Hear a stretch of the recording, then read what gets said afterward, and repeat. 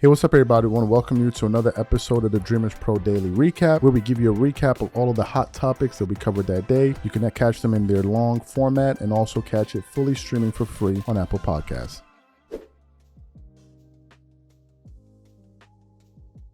What happened? Yesterday, The Odd Couple was dropping a bunch of different shows. And one of these shows that they dropped was on the situation between LeBron James and the Lakers. We actually did a show about it just yesterday from a post that we reacted to on Instagram from Full Court Pass. And it said, the vibes between LeBron James and the Lakers have not been the best. The post went on to say, the vibes with the situation have not been the best, I'll say. So again, I don't really want to go too much down that road. But yeah, I mean, I thought there were times, just look at the huddle, or look at the bench, that he wasn't as engaged as he typically is when he's out, right? And I think we did a show about this. No, we did do a show about this, where I was just essentially saying that LeBron just looked so disinterested and disengaged from the team. He looked like he was pouting all throughout that game, and I'm not the only one that noticed that. A lot of people noticed it, right? Well, yesterday they were discussing this on The Odd Couple with Rob Parker and I think his name is Kelvin Washington, sorry. So they were talking about this, and the title of the show said, LeBron James seems off on the bench. Rob Parker and Kelvin Washington break it down. So I decided to kind of tune in to hear what these guys were talking about. And Rob Parker essentially echoed those sentiments that, look, he's unhappy with the Lakers because they didn't offer him a contract extension. So for those of you who didn't hear what Rob had to say on this matter, take a listen to him here, and then we're going to come back and continue on. Take a listen to Rob Parker. Something seemed a little off. There's nothing off. This is LeBron, who understands that his time has come and gone in Los Angeles, that he's not a main focal point, that they didn't even offer him, hey, an extension, and then let you turn it down or what. No, that was no contract offered on the table. This is it. You playing it out, you picking up your option, and then that's it. We're done after that. Players are coming in. Aiden came in. LeBron's haven't even talked to him. You know why? Because they didn't call him and say, LeBron, what do you think about? No, that was a Luka pick, right? That was a Luka. Luka wanted him or whatever. So LeBron's not dumb. He understands what's happening. And slowly but surely, the Lakers are moving forward without him. This is what happens when you stick around too long and you think you're going to have the same clout. You never have the same clout the whole time.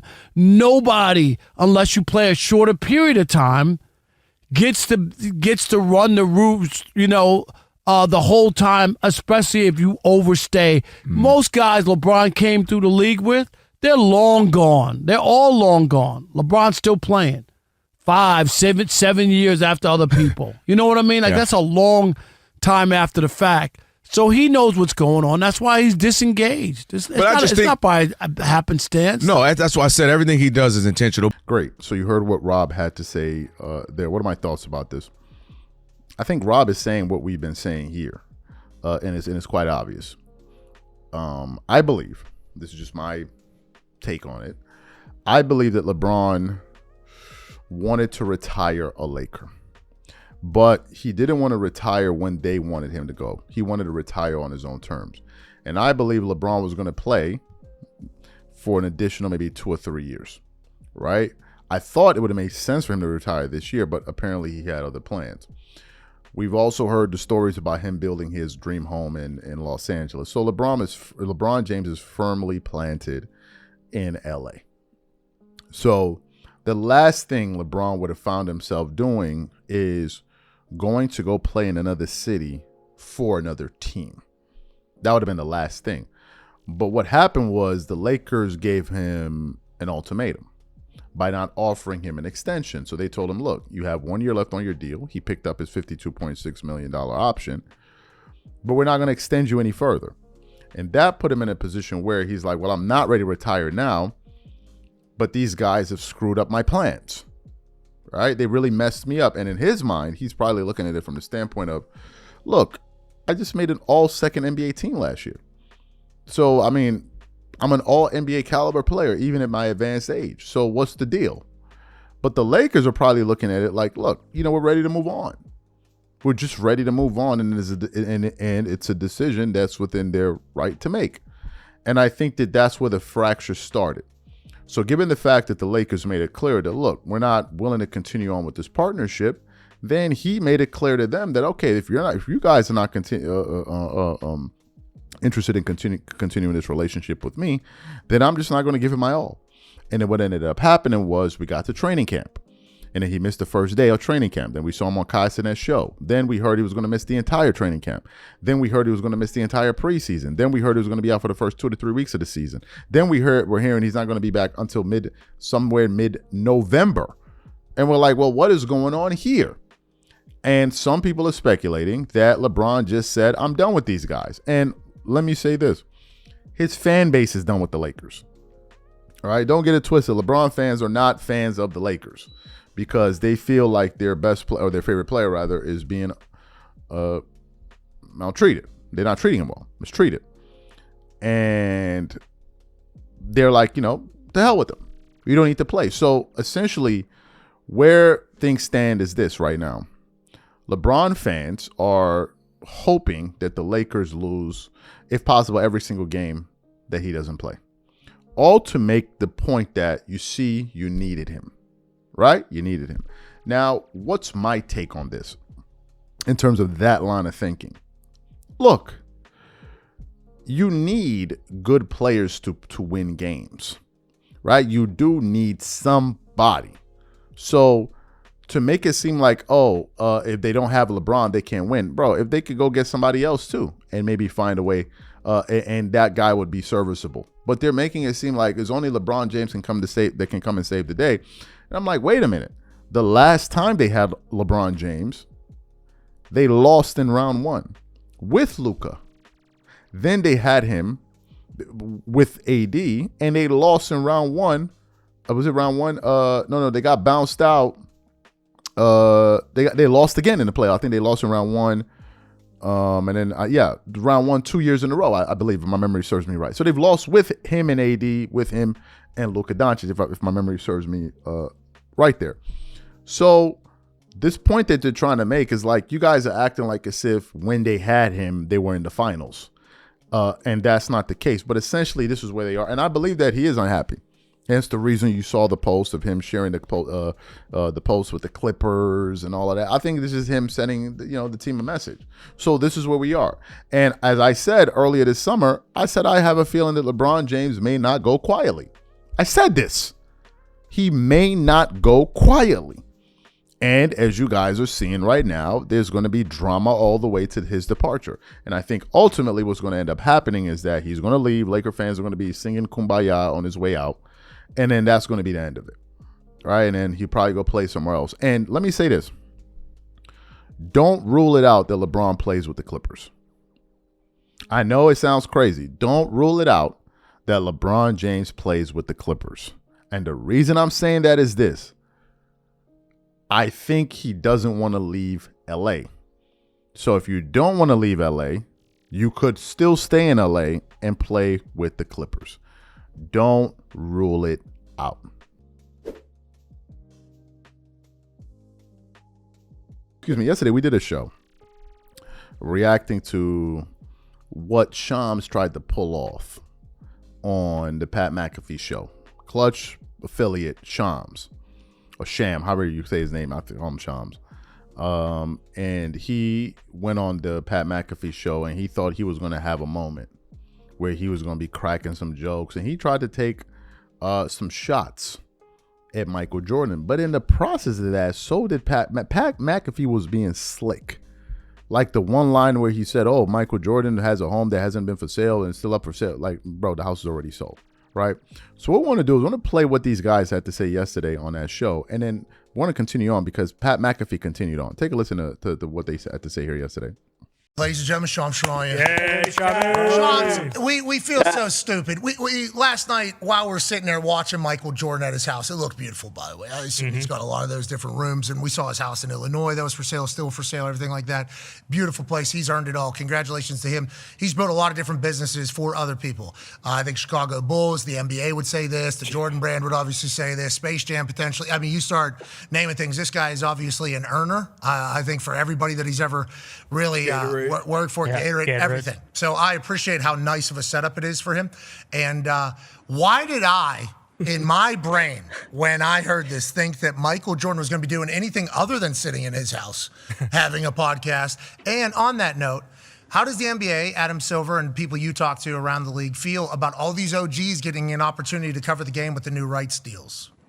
Well, I think one, your heart would have been broken if you had reached out to me yesterday. I would have told you Michael Jordan is not going to be. Hashtag Sean's do. Hashtag Sean's do. You might not have tuned in as excitedly. So I'm happy you didn't. And I'd rather you get your dream shattered, but you still get to experience the Michael Jordan, mentality, the aura that is MJ. But I mean, I enjoyed watching that. I think it was like a 3-minute interview. I believe half of it was talking about when he went to I think it was the Ryder Cup owner's home, and he got challenged to shoot a free throw. He said it was like years ago or something. Okay. I know Brandon Miller was drafted by the Hornets in 2022 in high in the lottery. I think it was the number 2 pick in Charlotte. He told a story at the time that he was shooting free throws with Michael Jordan, and he was trash talking Michael Jordan. So that was 3 years ago.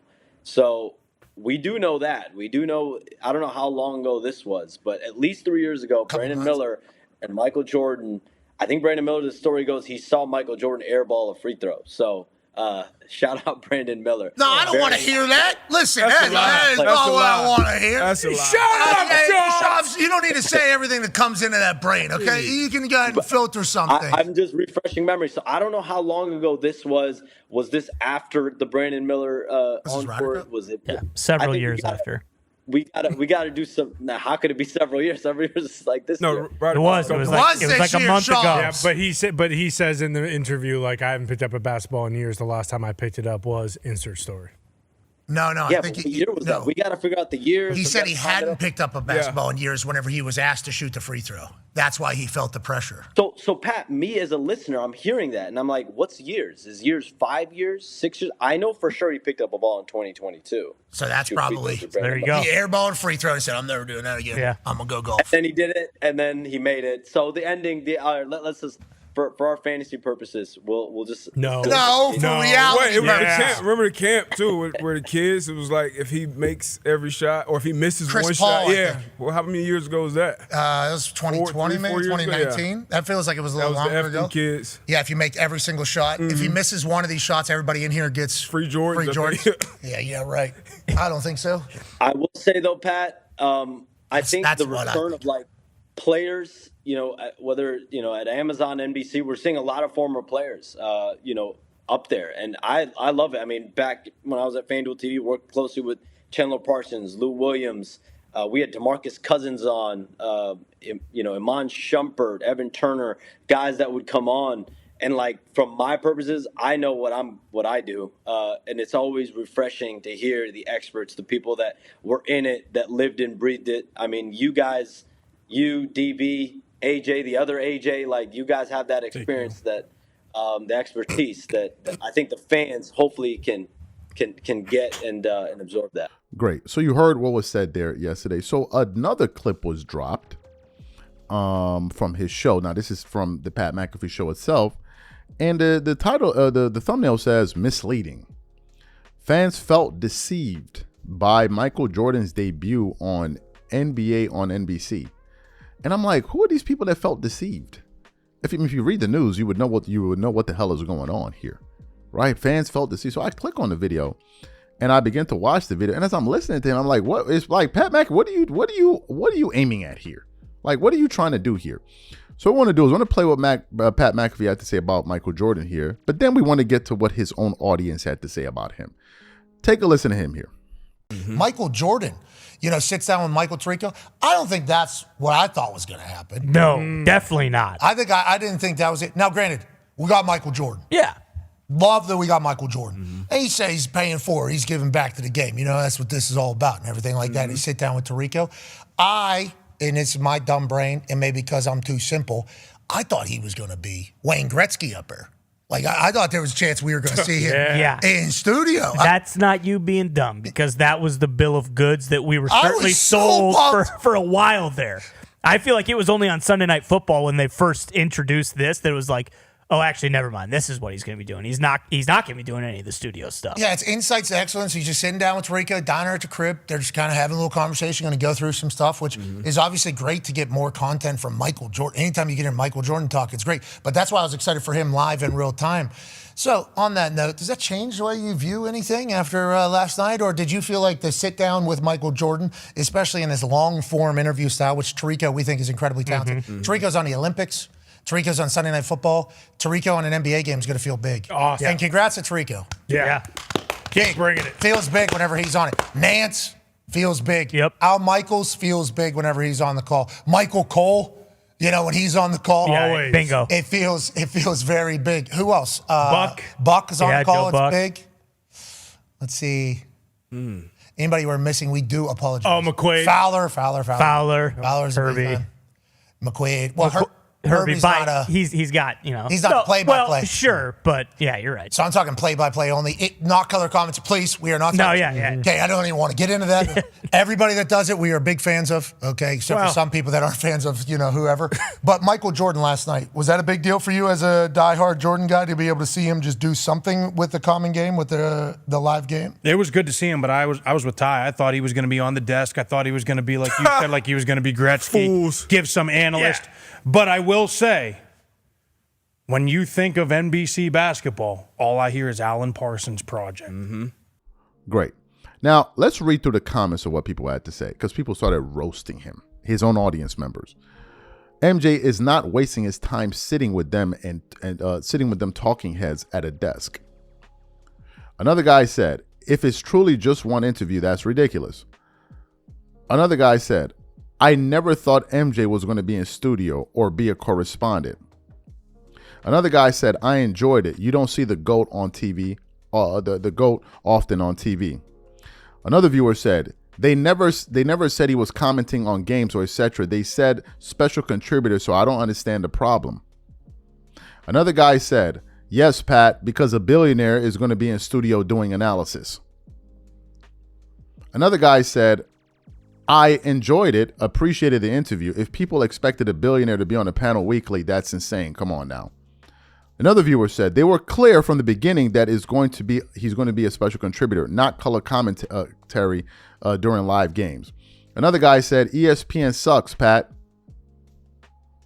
Another guy says, huh? That was like an introduction. LOL. People are weird. Another guy said, when the real GOAT talks, everybody listens. He says, another guy viewer said, it's Jordan. People assume because Gretzky and Brady did it so that Jordan would too. Get out of here. And then people just kept on going on and on and on and on. Just kind of roasting him all throughout the comment section. What does this tell me? This tells me that for however big the Pat McAfee show is, and it's massive, it's nothing compared to Jordan. No matter how big you have become, your audience members are bigger fans of Michael Jordan than they are of you. It's not smart what you're doing, barking up that tree. It's not smart. You're never going to win. You're never going to get your audience to side with you against Jordan. It's just never going to happen. Trying to poke fun at Jordan is just not going to happen, bro. You don't have a big enough reputation as an NFL player to even start to do that, right? Like it's just not gonna work in your favor. You're not gonna poke fun at Jordan and feel like, oh yeah, no, it's not gonna work. It hasn't worked for anybody yet. It hasn't. Nobody's taking your side over MJ. Number one. Number two, anybody with a brain knows that clip that they showed was part of a larger clip. Number one. Everybody knows that. It's not a 3-minute interview. That was a clip from a larger interview. That's number one. Number two, let me pull up Michael Jordan's net worth here. Michael Jordan. Let me pull up his net worth. Michael Jordan is worth, as of today, almost $4 billion, $3.8 billion. MJ's time, NBC can't afford it. His time is more valuable than sitting there. And he said it already. The most important thing for him right now is spending time with his family. They can't afford his time. They can't afford his time. Michael Jordan's not going to go sit down on the Pat McAfee show for an hour and a half and just shoot the breeze with him. He doesn't have the time. And he's more valuable than that. And his brand is bigger than that. Of course, it has to be under a controlled environment. He's Michael Jordan, bro. What do you think this is? I'm confused here. You think Jordan's going to come on here and be showing up every day in the studio? He will be bigger than every personality at the table. It's the truth. You can't have Michael Jordan on a show with other NBA players and he's talking and he's waiting and then the other guys, you're lost, man. He's bigger than all of these guys put together. Michael Jordan not going to come on your show like LeBron James and spend an hour and a half with you just talking. No. He's too valuable. He's too much of a brand. He can't just be out there shooting the breeze with you. It's Michael Jordan, bro. I don't know what y'all thought. Jordan is bigger than Brady. You thought it would be Tom Brady. He's bigger than Brady. So I don't know what you thought was supposed to be happening. Just that 3-minute clip, it has created so much excitement in the sports world. Everybody's talking. Just a 3-minute clip. A 3-minute clip of him. You think these people are stupid? They don't know what they're doing? They're giving it out in bits. They're not going to give you everything, because if they gave you everything all at once, then what's the value of it? And they understand a person at that level, you're not meant to be around all the time showing your face. That way people appreciate you. When people always see you around, that's when they start taking you for granted. But who don't know this? The Jordan, I always expected him. You expected the wrong thing. You're expecting something. You can't compare Tom Brady to Michael Jordan. I'm sorry, you can't. From a brand standpoint, impact standpoint, popularity, you can't. You can't. And I think it's buffoonish to even think so. Like, why would you think that? Oh, Michael Jordan's going to sit down in the studio and be talking like you, like me and you, sitting there for hours. No, he has better things to do with his time, and his time is way more valuable. Way more valuable. Somebody that's worth $4 billion connected to brands that are worth billions and billions and billions and billions and billions of dollars. You expect him to go sit down in the studio for a few hours every single week. What are we talking about here? Charles Barkley can do that. These guys, and they're big. Do they have a brand? Are they Jordan? Do they have that kind of Jordan brand? Of course not. So why would you expect that? I think it's just a naive comment to make. Oh, you think he's going to be up there like LeBron James? LeBron James ain't got the brand that Michael Jordan has. What are we talking about here? So I thought those comments were buffoonish. Like, oh, I expected him to be in there. You expected a lot. You expected a lot. That a billionaire will be showing up every single day in his 60s to come and sit down and be going back and forth. No, he's not going to do that. He's not going to, and nor should he, before he goes up there and dilutes his brand. No, he's not going to do that. No, I think, as a matter of fact, I think the way that they did it is perfect.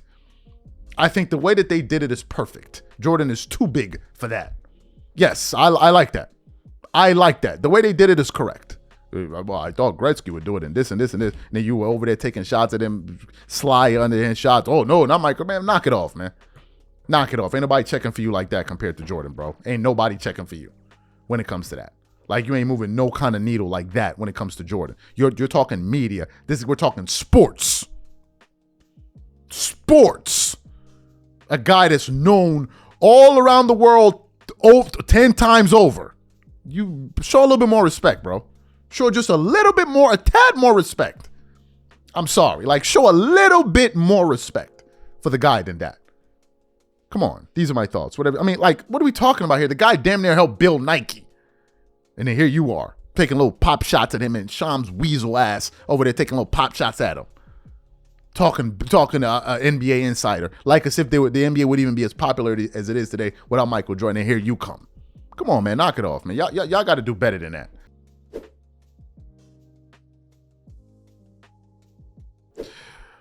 LeBron has been making all kind of headlines, right? And yesterday, he made some news on a show that we did where he was being connected to this whole NBA scandal with Damon Jones and all of that. And we did a show about that. So I thought that was going to be the major story that kind of dominated the airwaves. But there was another story surrounding some comments that Jeff Teague had to make about LeBron James. Now, Jeff Teague has had a pretty interesting 2025 with LeBron James because Jeff recently got in trouble about 2 months ago or so where he came out there and made some comments that had the whole entire internet talking. Essentially, he said that LeBron James was using, PEDs, right? And he was adamant about it. No, man, I remember this and this and this and this and this and this. So less than 24 hours later, Jeff T goes on his Instagram live and posts, not his Instagram story and posts, man, y'all are some weirdos. I was just joking. Although prior to saying that, he said he was not joking. All right? Fantastic. So he then comes on the next day and he's like, oh, no, I'm playing. And everybody's looking at them like, yo, bro, you looking like a bozo right now, man. Like, I don't understand. And by the way, why did you feel the need to apologize unless you guys are working with him or beholden to him? I'm confused. Why would you apologize unless you felt like what you said? Because I think the only reason he could probably apologize was because maybe he could improve it, right? But I think he did say allegedly. But anyway, so that happens. So then yesterday, a clip starts to go viral all over the internet of some comments that Jeff Teague made on his podcast.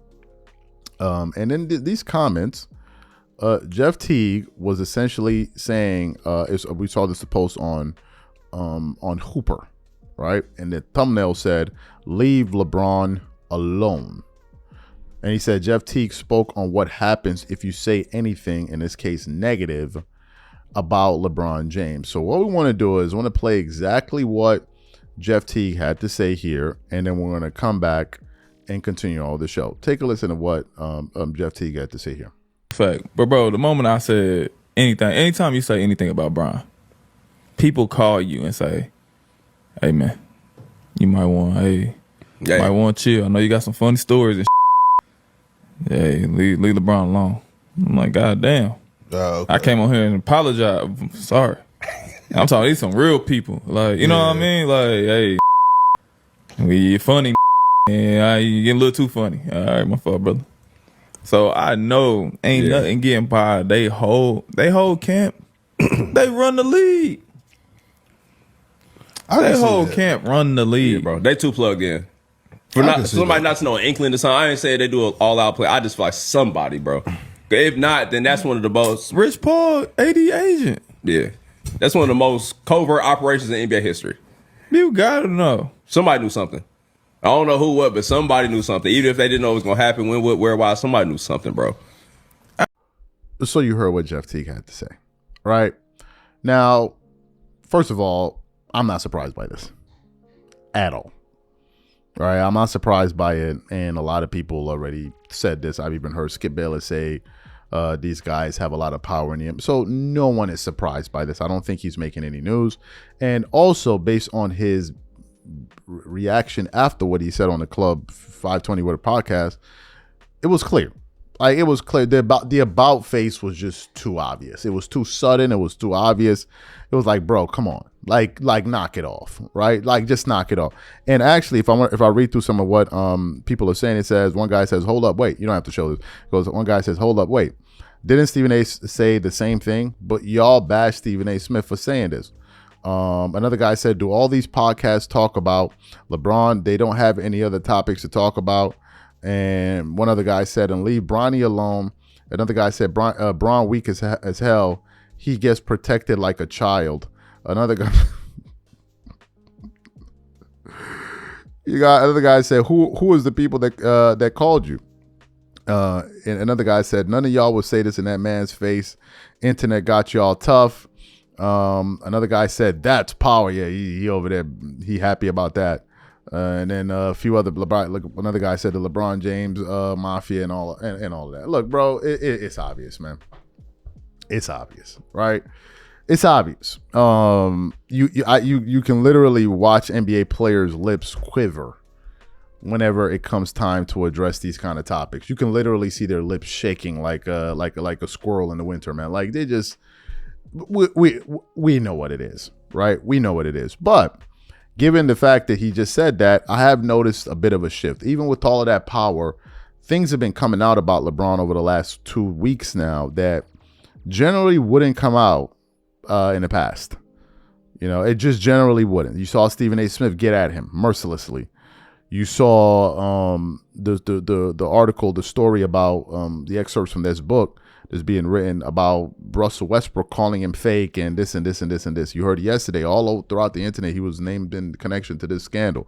So these are things in the past that wouldn't come out. And I think, just my take on things, is that it has to do, at least a little bit of it has to do with the fact that LeBron has made it clear that he wants to be a competitor to the NBA.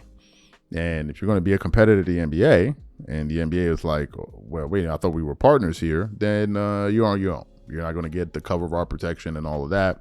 So, you know, I think that's probably at play here. Jeff also sounded a bit salty in that clip. I'm not going to lie to you, because in the beginning, Jeff Teague was twerking it up for LeBron. Let's be like, yo, that's the business model, man. When you want to make it big in sports media, especially if you're a former NBA player doing a podcast, you got to twerk, man. You got to shake. And in the beginning, he was twerking. Everything is Braun this, Braun that, Braun this, Braun that. And then you made the mistake and said the wrong thing about Braun. And then all of a sudden, his whole energy changed.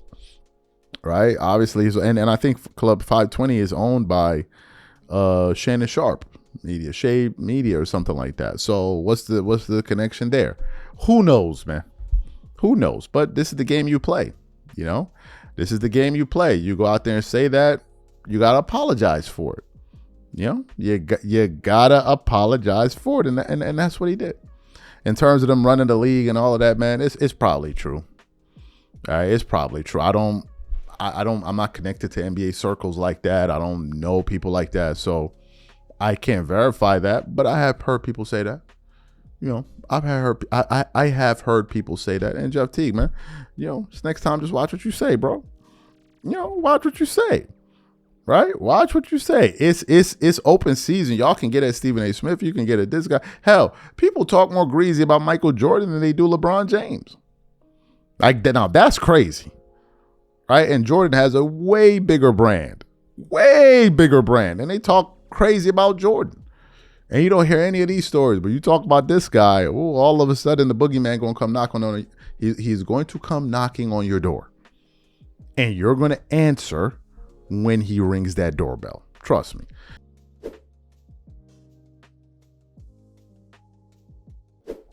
Yesterday, y'all heard the news about Chauncey Billups, Terry Rozier, Damon Jones. That pretty much took over the sports landscape. It was supposed to be the night where we saw Victor Wembanyama put on a fantastic show, and that was supposed to be the talk of the town. But unfortunately, this news just took over everything. We reacted to it. We did a live about it. Although it wasn't in our planned content. We already had content set up. So once that news broke, we just had to kind of modify the order in which we were doing things. So we did that and reacted to it. And I think it was the same thing for everybody. I think everybody just had to kind of adjust their day. And that's exactly what happened on ESPN First Take. And on this particular day, they had Stephen A. Smith. I forgot the other writer that was on the panel. I'm probably going to get his name as we're going on with the show. So yeah, they had the other writer. His name was. Unfortunately, they didn't list who he was in the show notes, but I've seen him before. So he was on there. Jay Williams was on there. Monica McNutt was on there, and they were essentially reacting to this story. So the way it went, I think. Shams went first, then Jason Williams went after him, and then Monica McNutt went after him, and then the other gentleman whose name I can't remember at the moment, he went. And then Stephen A. Smith decided to react to the story. But in typical Stephen A. Smith fashion, he always has to make a splash, right? Now, as you guys know, Stephen A. Smith has a political talk show called Straight Shooter. And recently he got himself in a little bit of a tizzy to the point where now he has to, he put out an apology to Jasmine Crockett, and that had his audience absolutely railing, and they were going off on him. So it was hilarious to see. But Stephen A. Smith decided to take a different angle when it came to his thoughts on the matter. And instead, he started to direct his attention towards the sitting president of the United States, Donald Trump. And he said that this was something that was premeditated by Donald Trump, because Donald Trump has a bone to pick with a lot of the leagues like the NFL, the NBA, and others. So he believes that this is something that came directly from the president. So for those of you who didn't hear what he had to say, I want to play his comments for you now, and I'm going to come back and continue on the show. Take a listen to Stephen A. Smith yesterday here on ESPN First Take. But there's a macro perspective that everybody has to pay attention to, and this is where I come in. We're sitting on here on the sports show doing First Take. We all know what other stuff that I do. We know what world that I live in terms of politics. How many times, for one incident after another, have I said, Trump is coming? He's coming. I'm going to say it on national television again.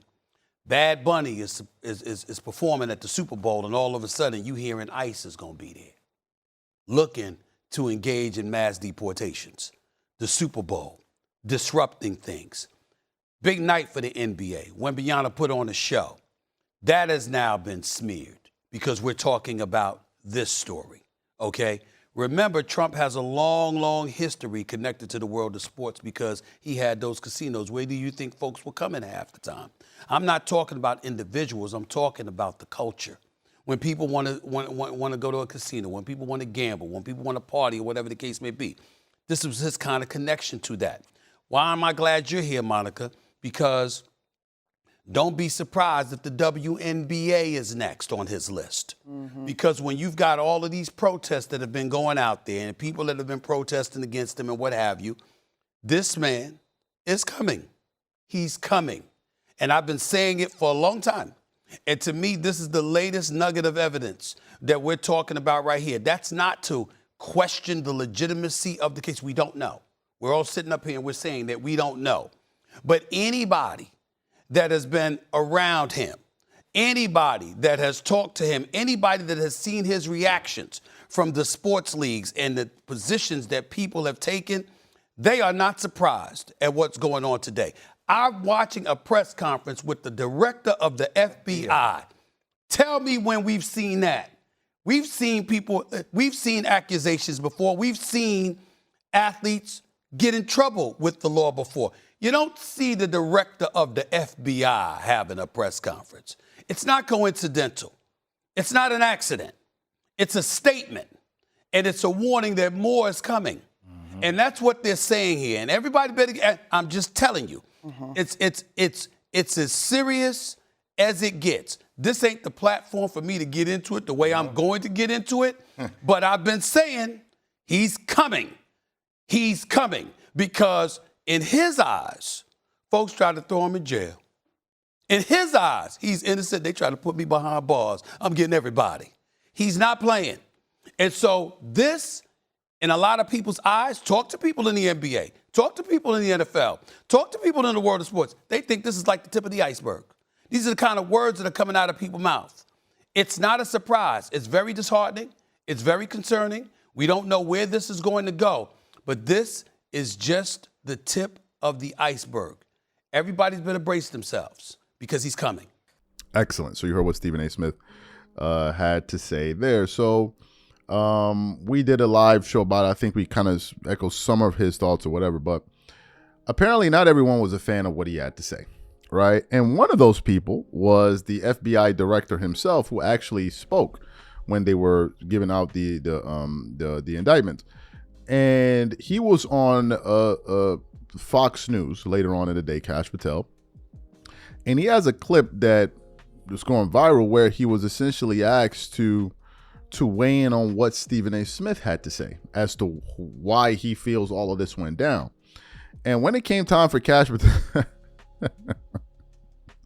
Patel to respond to this NBA scandal and respond to Stephen A. Smith, he basically said that was the dumbest thing he's ever heard from anyone in modern history. So what we want to do is we're going to play what FBI Director Kash Patel had to say in response to Stephen A. Smith's comments on First Take, and we're going to come back and react to what he had to say.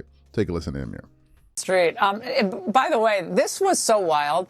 Stephen A. Smith, the sports commentator, suggested that this was revenge from the president for all the kind of left-wing activism of the NBA. Your response to that, 15 seconds. I'm the FBI director. I decide which arrests to conduct and which not to conduct. That may be the single dumbest thing I've ever heard out of anyone in modern history, and I live most of my time in Washington, D.C. It's right up there with Adam Schiff. We arrest people for crimes. So you heard this. So you heard what he had to say. What are my thoughts on this? First of all, the director is saying, "Look, this isn't a politically motivated thing that went down. We were just trying to serve justice, and it seems like these guys were, the mob and these guys and Chauncey Billup and others and the other 30 plus people that were named or arrested rather. There was some dirty guys, right? But Stephen A. Smith."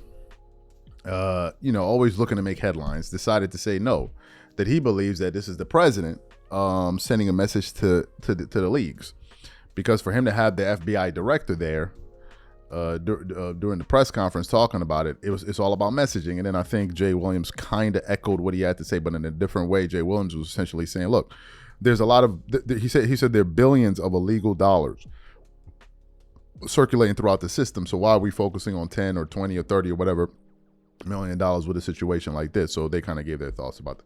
What are my thoughts on this? Look, I think it's hilarious, right? Because Stephen A. Smith is currently in the process of being kicked out of MAGA.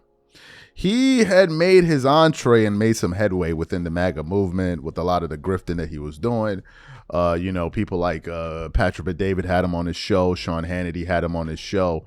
And I think that a lot of these conservative guys thought that he was one of them.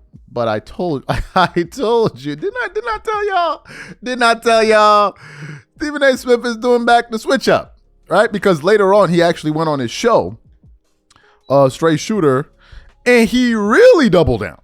Like, he really tried to distance himself from all of this. He doubled down on the sentiments that he gave on First Take, but he's like, I want no part of this. This is nothing to do with me, and blah, blah, blah, blah, blah, blah. And it's like, Stephen A., so you going back to the left? What's going on, right? So, to me, man, I think this is just Stephen A. Smith. I think he felt like, look, I want to give you guys a macro perspective, to use his words, on the issue. And he's saying that a lot of people that he's kind of mingled with within the political world are saying that, no, this is the president really trying to get at these leagues, right? And obviously Kash Patel is going to say no, because you don't want to make it look like the president is targeting certain groups or people or whatever it is. So obviously he's going to have that pushback, which made sense, right? He's going to say that. But I guess Stephen A. Smith went too far. But guess what? I think this is going to work out in his favor again. Do you know why? Because, of course, you can bet your bottom dollar. Of course he's going to go on this show and do a show responding to Kash Patel, because Stephen A. Smith loves the attention, bro. He absolutely relishes in it. So I'll look forward to hearing what he has to say later on tonight and watching the people in this comment section roast him. Just great stuff.